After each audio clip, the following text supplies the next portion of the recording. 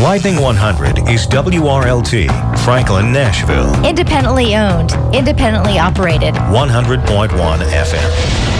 Listen on your computer at lightning100.com. All right, I'm Lightning 100's Lieutenant Dan, and joining me in the studio today is... Lieutenant Dan. Yeah, that's me, man. How are you doing, Tommy? I'm doing good. Thanks for having me on. It's great to have you in here today. Thank you very much. It's a gorgeous day outside. Is it gorgeous out? Beautiful. They locked me up pretty early, and so I miss out on all the fun stuff.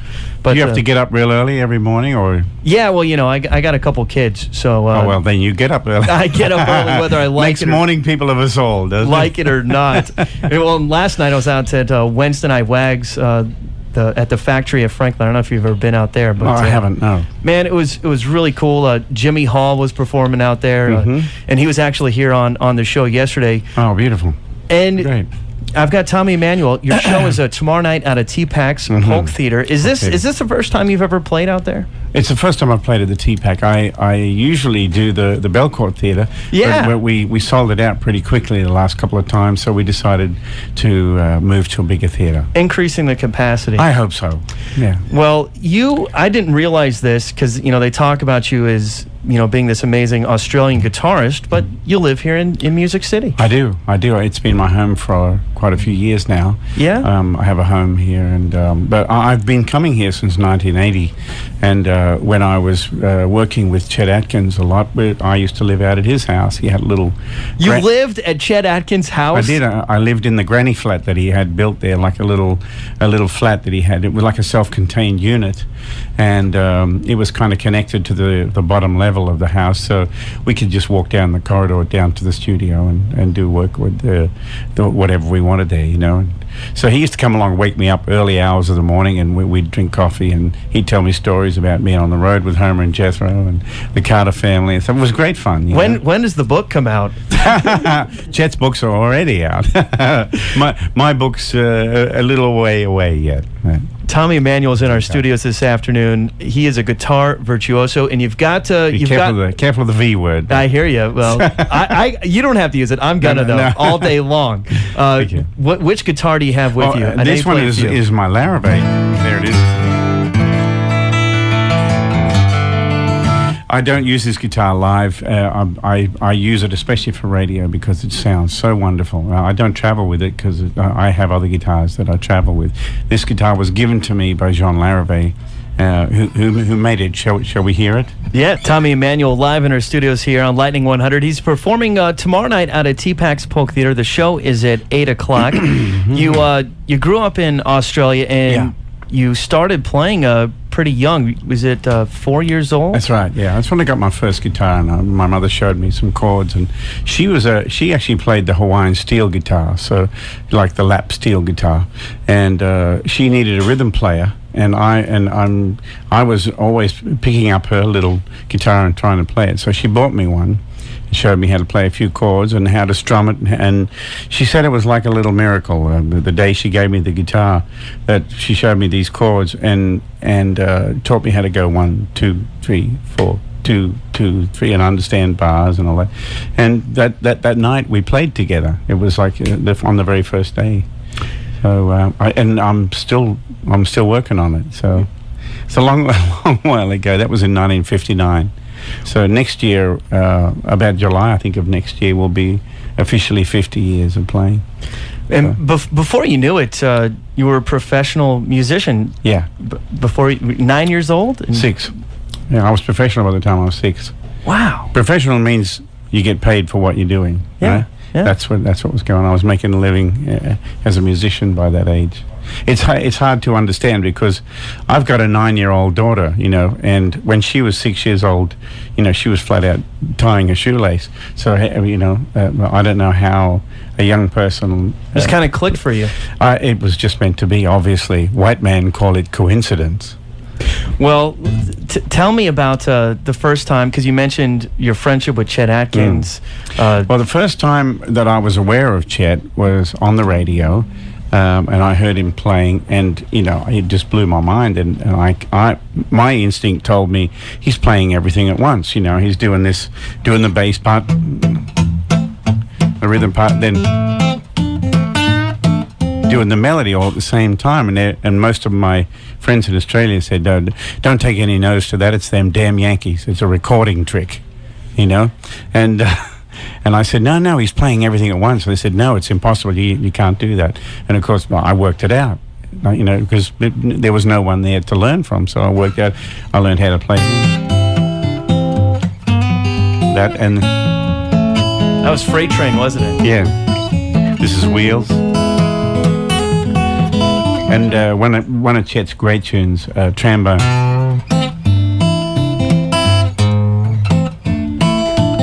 See, he did that with the wang bar. He bent the note down, so it went like that. But if you start with your finger behind the fret and bend it up, you can get the same effect on the acoustic. See that? Yeah. Did you see that, folks, out there on the radio? Actually, I thought you were taller on radio, Dan, but anyway. Well, you know, I'm Irish, so I'm actually the tallest Buckley ever. Yeah. They call me the mutant Buckley. I can play a little Irish tune there for you. We got Tommy Emmanuel in our studios. I'm still curious about the Chet Atkins thing.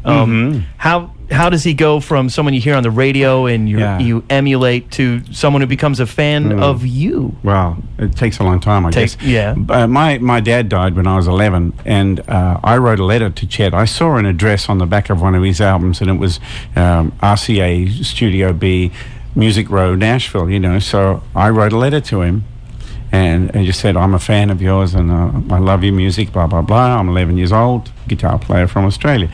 And kind of forgot about it. And next thing, you know, a couple of months later, a big brown envelope arrives with American stamps on it. And my mother said, quick, go in your bedroom. There's something on the bed. And I went in there and opened it up. And there was a beautiful black and white photograph signed to me from Chet and a really nice letter. So I wrote back to him a few years later, and he wrote back. And then friends recorded me sitting in their lounge room playing and sent him a tape without me knowing it. And I get another letter from him saying, if you ever come to Nashville, here's my phone number. Call me and we'll get together. So, yeah, you know, it took me years to be able to afford to do that. But the first trip was in 1980. I came here. And we played together the first time then. And it was such a memorable experience. It was really, really beautiful. And then as my career sort of forged on in Australia, Chet kind of kept in touch with me. And he also kept abreast of what I was doing, you know. And so when I came to LA in 93 to make an album called The Journey, I flew over here and had him play on a track, and that started us on our kind of crusade to work together. And when his health allowed it, you know, I would fly in and play down in Gibson's Cafe Milano with him on Monday nights, and I think we did that as long as he could, and then we ended up recording an album together called The Day Fingerpickers Took Over the World, and we won the Nashville Music Awards here for Best Instrumental Album. So I was really, really proud of that, and was my first Grammy nomination thanks to Chet. So I really, really appreciate that. But you know, he was a real daddy to me. He was a loving person, and I miss him very much. But if I want to hear his voice, I just play it.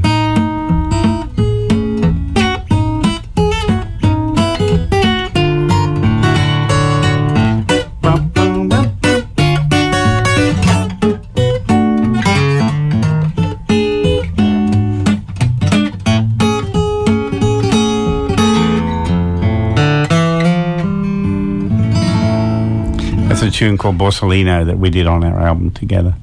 We're letting the Fingerpickers take over the radio station this afternoon. I've got Tommy Emmanuel live in my studios. He's performing tomorrow night at a T-Pax Polk Theater. I had an email question come in from Randy Sanders in Nashville, and he wanted to know why you decided to focus so strongly on honing your acoustic guitar skills rather than electric. Right. How does he know? that I'm only honing my acoustic? How does he know that? Because I still do play electric. I just don't get a chance to do it that often. But I have electric guitars and stuff at home. So put that in your pipe and smoke it, baby. Now, well, the reason that I enjoy doing this is because the acoustic guitar is so self-contained. You know, like I can play a tune on this guitar that works well on the acoustic guitar. It doesn't need anything else. When you play electric instrumentally, normally you would need backing. You would need drums, bass, keyboards, or whatever. So I can take a tune like Blue Moon, right? I can play a bass part, a drum kind of groove, and then some rhythm, and then the melody.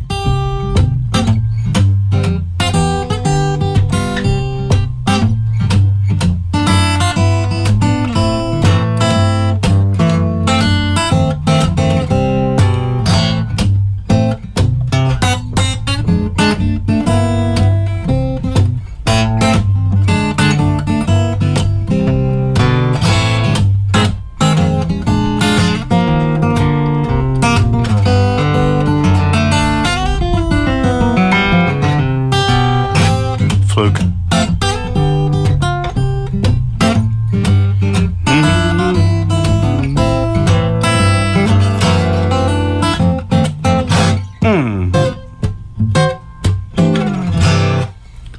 So you see how it works. I'd also imagine that playing an acoustic guitar allows you to do more percussive things than an electric guitar, and that's definitely part of... Absolutely. Well, my other guitars, which are marked up, this one isn't, so I'm not going to mark it up today. But what I do in my show is in some songs I play with a brush in my right hand, and I play like a drum solo. So I've got two parts going. Let me just see if I can do a little something on this guitar. Okay. So with my left hand, I'll play what the drummer would play like on the tom. So you get boom, boom, boom, boom. Right, and then you get the...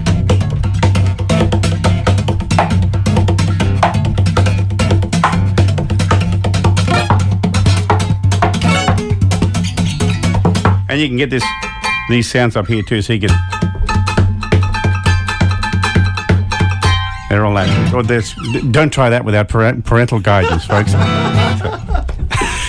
Tom Emmanuel, live in our studios. One of the cool things I imagine and I want to know, if you have anything that I don't know about.